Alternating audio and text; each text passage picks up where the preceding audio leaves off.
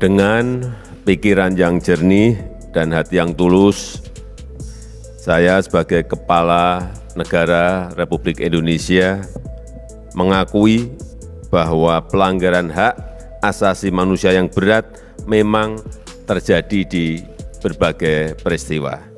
Dan saya sangat menyesalkan terjadinya peristiwa pelanggaran hak asasi manusia yang berat pada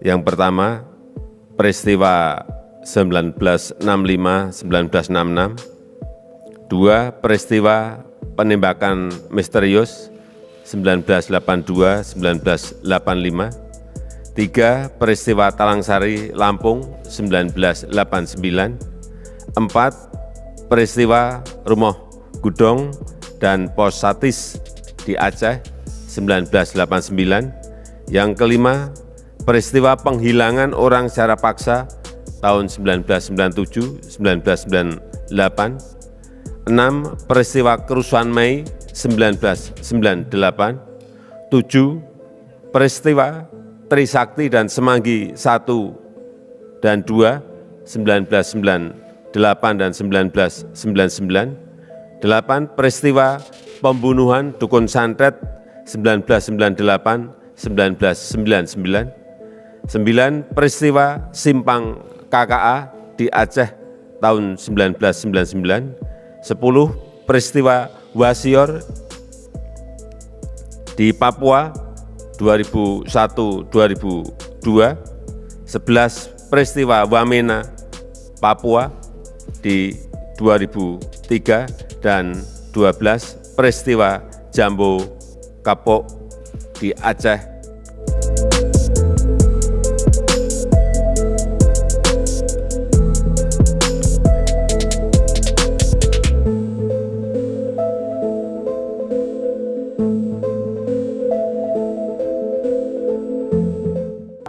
Apa yang Abu inginkan dari pemerintah ke depan ini, Pak? Oh iya, terima kasih sangat. Saya sebenarnya tidak butuh apa-apa. Di penghujung kehidupan saya ini, sudah hampir satu abad, 82 tahun kan hampir satu abad. Hanya saya keadilan yang saya butuhkan. Kalau umpamanya saya butuhkan tawaran ini, tawaran saya nggak butuhkan. Hanya saya butuhkan 2 meter tanah ya, di depan saya sudah saya siapkan. Itulah yang tempat bekal kembalinya saya kepada negara lain yang kekal dan abadinya yang akhirat kan. Itu memang ini.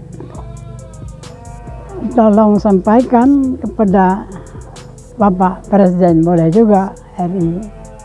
Itu pelaku-pelakunya di Rumah Gedong itu kan masih hidup. Ya, jadi mohon diusut, dituntaskan menyangkut dengan pelanggaran HAM berat itu. Ya, sesuai menurut perlakuan yang telah lakukan di atas kami. Gitu. Itu yang saya maksudkan gitu. Keadilan apa yang sekarang ranah sedang bicarakan masalah pelanggaran HAM menyangkut dengan perkara hukum. Hukum yang lebih utamakan dulu. Kemudian sudah menyentuh dengan perkara hukum, baru apa kata hukum nanti? Apa yang kata putusan hukum nanti? Kita maaf ya, silakan maaf. Dengan punya syarat juga. Bukan hanya sekedar maaf itu enak aja. Dan tampil yang orang maaf ya, minta terima kasih lagi. Itu enggak ya. Saya menaruh simpati dan empati yang mendalam kepada para korban dan keluarga korban. Oleh karena itu, yang pertama, saya dan pemerintah berusaha untuk memulihkan hak-hak para korban secara adil dan bijaksana tanpa menegasikan penyelesaian yudisial. Yang kedua, saya dan pemerintah berupaya sungguh-sungguh agar pelanggaran hak asasi manusia yang berat tidak akan terjadi lagi di Indonesia pada masa yang akan datang. Dan saya minta kepada Menteri Koordinator Politik, Hukum, dan Keamanan, Menko Polhukam, untuk mengawal upaya-upaya konkret pemerintah agar dua hal tersebut bisa terlaksana dengan baik. Semoga upaya ini menjadi langkah yang berarti bagi pemulihan luka sesama anak bangsa, guna memperkuat kerukunan nasional kita dalam Negara Kesatuan Republik Indonesia.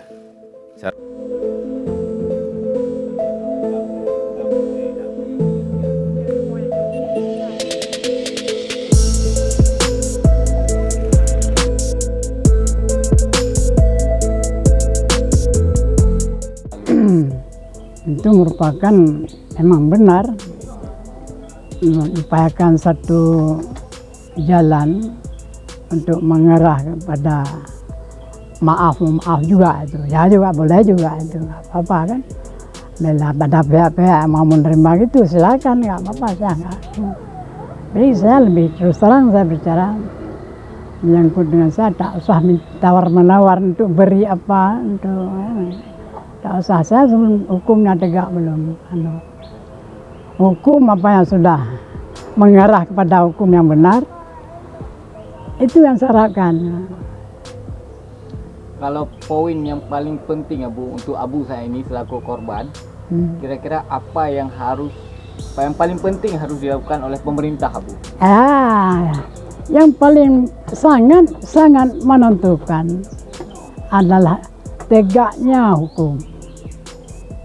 Walaupun bilang agar supaya selagi ke depan jangan terulang lagi pelanggaran, itu omongan di mulut aja kan. Tapi ini yang saya maksudkan, penegakan hukum yang benar jalankan. Tidak ada punya kekuatan selain daripada hukum, di mana negara pun gitu kan. Kekuatan negara hukum lah. Kalau bisa melakukan sewenang-wenang, siapa yang berkuasa itu yang macam hukum di laut juga ada. Yang raksasa maka yang besar maka yang sedang maka yang kecil. Jadi yang kecil makan yang kecil lagi. Itu yang paling halus makan angin. Tidak terus hati nurani yang bicara ini, bukan bicara lidah. Saya orang punya sikap.